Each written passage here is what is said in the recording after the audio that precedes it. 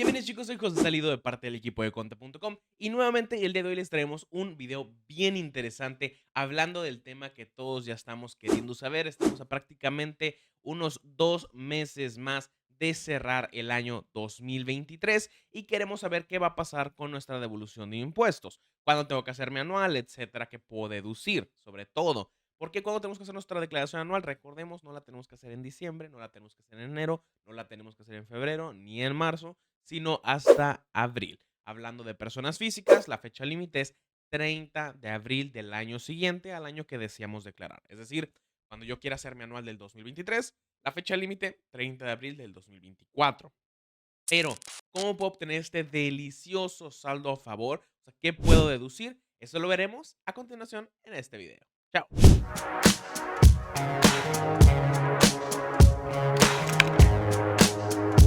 De entrada les encontré esta página web directamente del portal del SAT, para que no digan que son mentiras, que nos habla a grosso modo de todas las deducciones personales que podemos hacer. No nos habla de manera completa porque es un tema muy extenso, hablando de topes, hablando de límites, hablando de que sí, que no, etcétera. Pero sin embargo es una muy buena base para entender qué es lo que sí podemos y lo que no podemos deducir.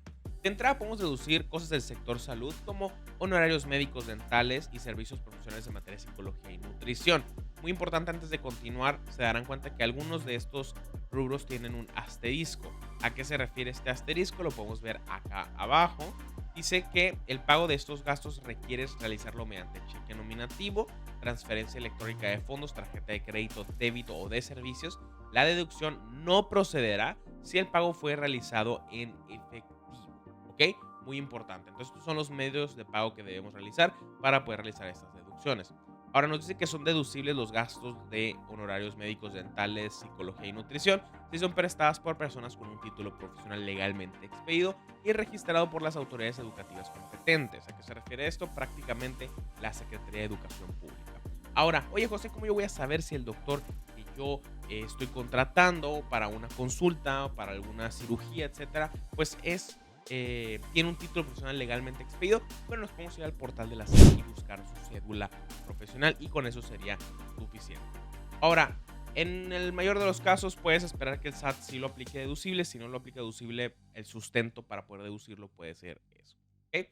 Gastos hospitalarios y medicinas incluidas en facturas de hospitales. Es muy importante entender que no proceden los comprobantes de farmacias. ¿Ok? Solamente si yo fui, por ejemplo, a urgencias o estuve internado y ahí me estuvieron cobrando medicinas, esas sí las podré deducir. Sin embargo, si ahí me dio gripa y voy a comprarme un paracetamol, un ibuprofeno a la farmacia, eso no va a ser deducible. ¿Ok? También podemos deducir honorarios a enfermeras, análisis o estudios clínicos, compra o alquiler, perdón, de aparatos para el restablecimiento de rehabilitación de pacientes, prótesis, compras de lentes ópticos graduados para corregir efectos visuales. Aquí hay un tope de hasta 2,500 pesos solamente por el lente óptico, que estamos hablando del vidrio, no estamos hablando del armazo. Primas por seguros de gastos médicos, complementarios o independientes de los servicios de salud proporcionados por instituciones públicas de seguridad social, como lo es el IMSS, Institución, el Seguro Popular, etc. Dichos gastos por salud serán deducibles cuando hayan sido efectuados para ti, tu cónyuge o concubino, padres, abuelos, hijos o nietos. ¿Ok? Si yo puedo corroborar prácticamente que a la persona a la que yo le pague cualquiera de estos servicios está relacionada de manera directa conmigo, entonces podré deducir. Ahora, cuando hablamos de educación, las colegiaturas también son deducibles. Obviamente tienen que ser instituciones educativas privadas, entonces no aplica. La idea de las deducciones personales, para que no le haya captado la tirada, es como todo lo que el gobierno de cierta manera te provee de manera gratuita o semi gratuita, pues de cierta manera que puedas, si tú decides utilizar la vía privada, pues que puedas deducir, ¿no? Es importante que esta institución educativa tenga validez de estudios desde nivel preescolar hasta bachillerato o equivalente, es decir, no licenciatura, no maestría, no doctorado, etcétera. Sin embargo, esas otras carreras las pudiéramos meter, dependiendo de tu actividad, a lo mejor hasta como una deducción autorizada. Pero por el momento, hasta bachillerato o equivalente. Y obviamente aquí están los siguientes montos para límites de deducciones anuales. Preescolar hasta 14,200 pesos, primaria hasta 12,900, secundaria hasta 19,900, profesional técnico hasta 17,100, bachillerato o su equivalente 24,500 pesos. Es importante entender que este tope es por persona. Es decir, si yo tengo 3 hijos en preescolar, puedo deducir 3 veces este monto que está. Para hacer efectivo este beneficio, requieres contar con comprobantes de pago correspondientes cuando realices pagos de un mismo ejercicio fiscal por una misma persona por servicios de enseñanza o correspondientes a 2 niveles educativos.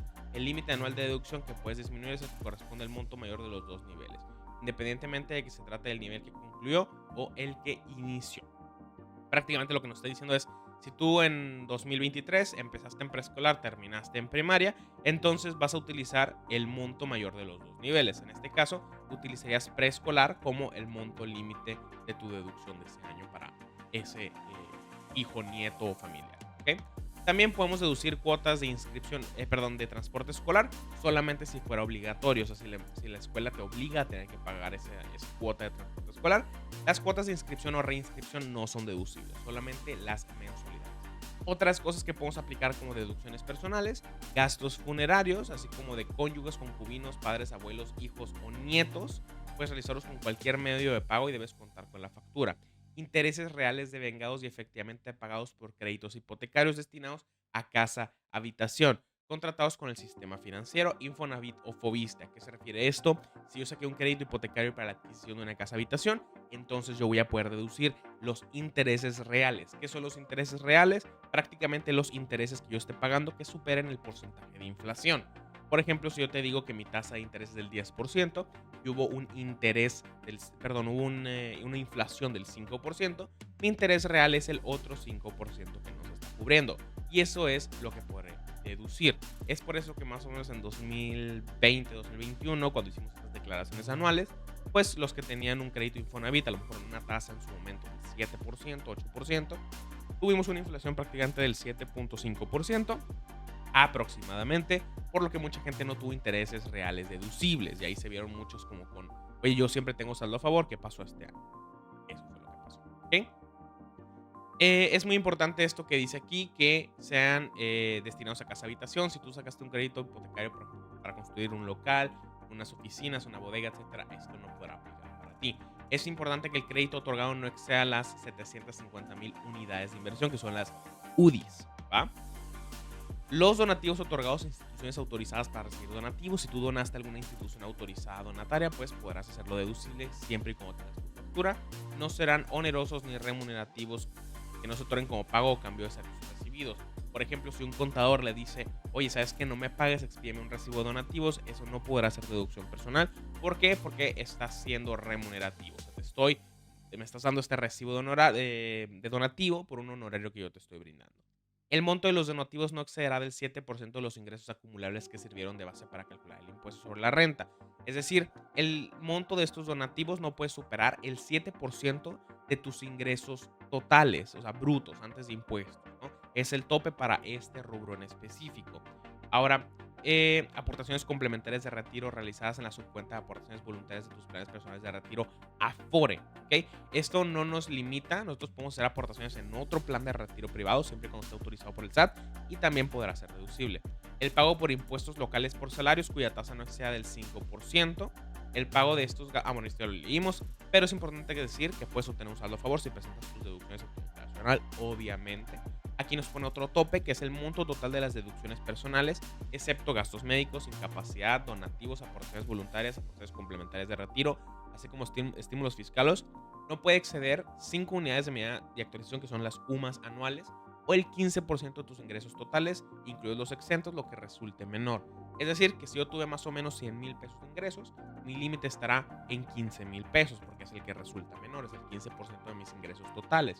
Sin embargo, si esto fuera, no sé, si yo tengo ingresos por 10 millones de pesos, el 15% de eso, estamos hablando de prácticamente 1.5 millones de pesos, por lo que las 5 unidades de medida de actualización va a ser el tope mínimo. Estamos hablando más o menos de 30,000 pesos por UMA anual, más o menos, como les digo. Estamos hablando 30 por 5, son 150,000. Es importante entender que hay a lo mejor una que otra que no esté aquí, a lo mejor unas que tienen montos tope como la compra de lentes que no está aquí, pero como les digo es una muy buena base, con esto puedes entender más o menos el 80% de cómo funcionan tus deducciones personales y puedas aprovecharlas para que en la anual del 2023, que se realiza en abril, o sea, tenemos 2-3 meses para terminarla, pues estemos realizando muchas deducciones y podemos tener mucho saldo a favor de devolución.